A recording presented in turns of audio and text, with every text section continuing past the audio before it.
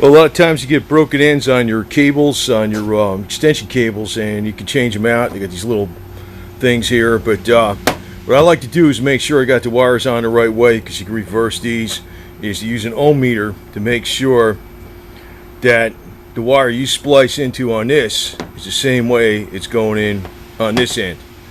And since this is fairly heavy duty stuff to cut, I mean, you can cut it with a lot of stuff. I like cutting it with these bolt cutters, man. So anyway, we'll do that. Cut them up. Yeah, you might think of these as extra heavy duty wire cutters. They're bolt cutters. So we'll cut this thing and snap it. That'll do it. Anyway.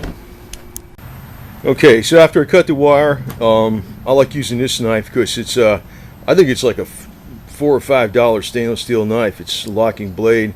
It's very good. Winchester, right?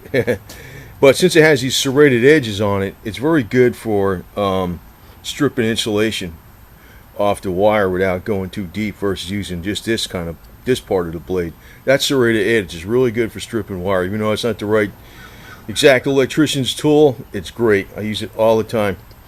Now, since I'm not an electrician, I want to make sure, and sometimes I forget which way goes what, but you know, the large blade on here, on this side, is your white wire, and the green is your ground.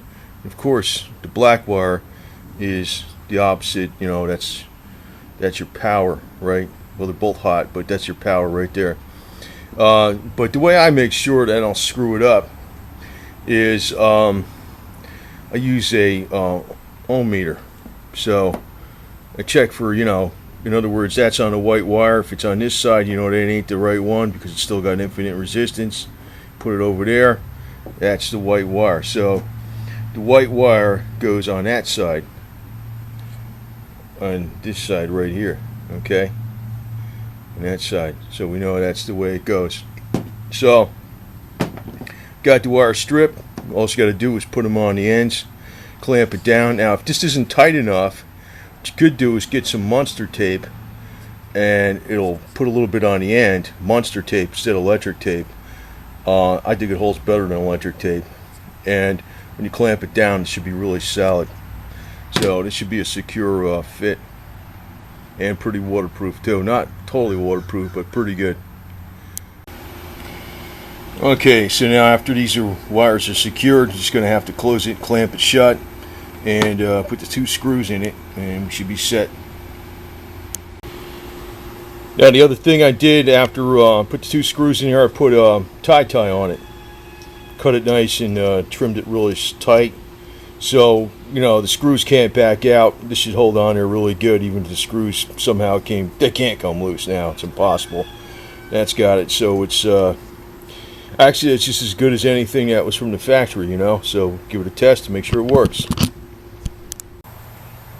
Okay, so I plugged the drill into it. I know it's going to work, but that's a variable speed drill. So anyway, that's something else I fixed. I put a switch in that thing. It was a replacement switch. But anyway, yeah, it pays to show you to fix stuff because, you know, that's a 50-foot cord. Why not just put an end on it? What the hell, right? Nothing wrong with it otherwise. So there we go.